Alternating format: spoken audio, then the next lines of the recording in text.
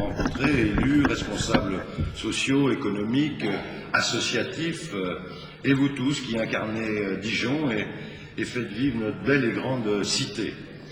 Vous tous, vous toutes qui êtes porteurs avec nous des projets de demain. Ce qui nous anime et nous rassemble, c'est, je le crois, une passion et un amour commun de notre vie. Je forme bien sûr pour vous toutes et pour vous tous, pour tous ceux qui vous sont proches, pour les collectivités publiques, pour les administrations, pour les chambres consulaires, pour les institutions juridictionnelles, pour les organisations et syndicats professionnels, pour les entreprises, pour les associations, pour la société civile que vous représentez, les vœux les plus chaleureux pour cette nouvelle année. Vœux de santé, bien sûr, de prospérité, de bonheur pour vous-même, pour vos familles et pour tous ceux qui vous sont chers. En vous présentant nos vœux de bonne et heureuse année 2009, je tenais à souligner l'importance des attentes que les habitants de notre ville placent dans leurs responsables économiques et sociaux, mais aussi ma confiance, notre confiance dans votre capacité à y répondre. Le rôle que joue chacune et chacun d'entre vous est tout à fait essentiel pour la vitalité de notre démocratie et pour l'équilibre de notre ville. Tout au long de l'année, vous vous mobilisez dans vos familles, dans vos entreprises, dans vos associations, dans vos clubs sportifs, dans vos collectivités pour donner le meilleur de vous-même. Vous agissez, vous vous dépensez, vous vous dévouez sans compter, je le sais, et grâce à vous, Dijon avance. Je sais que nous pouvons compter sur votre dynamisme, sur votre goût d'entreprendre pour participer à la construction et à l'avenir de notre ville. La ville est une œuvre humaine, une des plus belles. C'est un espace de rencontre, elle est faite de la mémoire des lieux et des gens, des discussions quotidiennes qui tissent au jour le jour ce lien social sans lequel la ville serait inhumaine. Elle est faite des grandes mémoires de l'histoire des siècles passés, des échos, des dialogues précédents, des ruptures, des traditions successives sans lesquelles la ville reste virtuelle.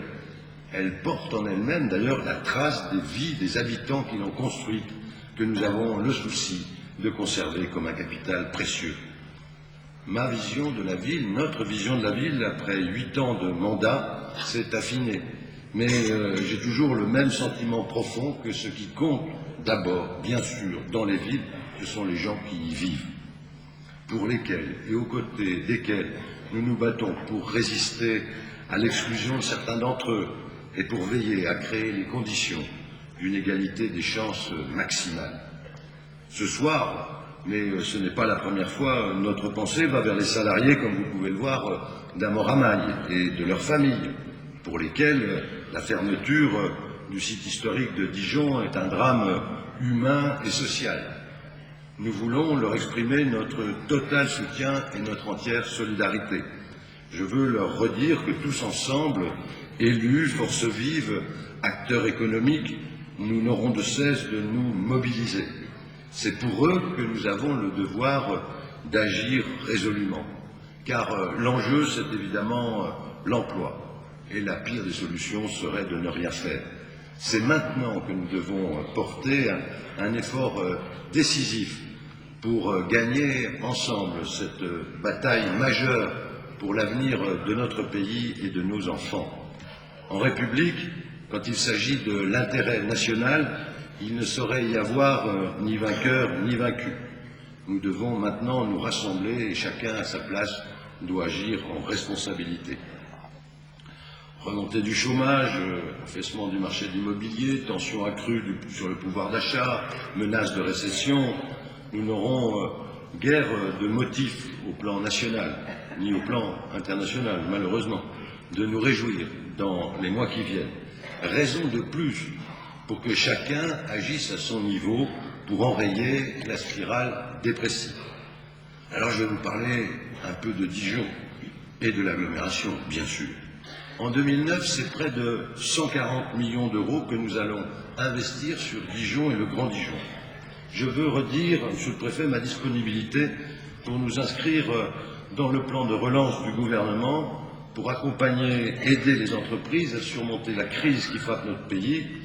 Encore faut-il que l'on fasse réellement appel à nous, aux collectivités territoriales qui, je le rappelle, mais vous le savez, réalisent plus de 73% de l'investissement public en France. Comment concevoir qu'un plan de relance élaboré au niveau national, sans véritable concertation avec les collectivités locales, puisse réussir? Ce sont les projets portés, lancés par les collectivités locales, et notamment les villes et les agglomérations, que l'État doit soutenir, accompagner, pour que la relance soit durable et porteuse d'un nouveau modèle de développement écologique. Je sais, Monsieur le Préfet, que vous partagez cette opinion, même si vous ne pouvez pas le dire à cet instant précis, bien sûr. Plus que jamais, nous devons tous nous mobiliser pour nous faire sortir de cette crise économique afin qu'elle ne débouche sur une crise sociale d'une ampleur inégalée. Et pour cela, notre ville, Dijon, doit rester une vraie communauté qui sache intégrer et soutenir tous ses membres. C'est à terme et à dessein que j'emploie ce mot. Aussi voulons-nous renforcer notre solidarité. Trop de gens modestes, de travailleurs modestes, ont le cruel sentiment d'être les oubliés de la société. Nous ne pouvons pas rester indifférents au sentiment d'injustice. Nous devons donc explorer des nouveaux chemins de fraternité. La fraternité qui est essentielle, je le dis, de la devise républicaine, et c'est aujourd'hui que cette exigence pour mieux vivre ensemble. Il faut faire de notre ville un lieu commun au sens fort et noble de cette expression. Le lieu commun, c'est celui autour duquel tout le monde se retrouve. C'est le symbole profond de la ville, finalement, le lien qui unit les uns et les autres. Quand Jean-Baptiste de Foucault dit qu'un homme a davantage besoin de liens que de biens, il ne fait que retranscrire cette suprématie de l'être sur l'avoir dans les liens fraternels qui doivent nous unir. Cette grille, si on y réfléchit, elle touche l'individu, je le crois, dans sa dimension éthique. Elle met en cause les excès d'une société dominée par la financiarisation de l'économie, une société qui a perdu de vue le développement humain au profit, c'est le cas de le dire, de l'argent. Elle pose à chacun de nous, si on y réfléchit bien, des questions fondamentales sur notre rapport, notre relation à l'argent, au travail, à la consommation, aux soins qu'on doit porter au devenir de la planète. Contre tout ce qui joue en faveur de la séparation, nous devons donc encourager le lien, relier les hommes entre eux, relier les quartiers décentrés au centre ancien de notre ville, relier les villes voisines entre elles. C'est un très noble but, éminemment politique, qui s'appuie sur une conviction, celle de l'absolue nécessité d'une société plus fraternelle, afin que notre ville soit un lieu d'intelligence collective, un espace partagé, dont chacun se sente responsable et citoyen. Avec vous, avec l'ensemble de l'équipe municipale, nous avons de l'ambition. Oui, l'ambition de faire de notre ville, qui est riche, on le rappelle sans cesse, d'un patrimoine d'exception, une ville moderne, une ville gaie, une ville chaleureuse, j'ai l'habitude de le dire, une ville douce à vivre pour ses habitants, mais une ville qui relève aussi avec succès les défis des grandes métropoles d'aujourd'hui. Dijon a commencé à le faire. L'INSEE nous a adressé début décembre, et les chiffres viennent d'être publiés, les chiffres de la population totale de Dijon. Celle-ci s'élève désormais à 155 340 habitants, alors que beaucoup de communes de Côte-d'Or ou d'autres départements limitrophes stagnent ou perdent leur population. Cette progression se remarque.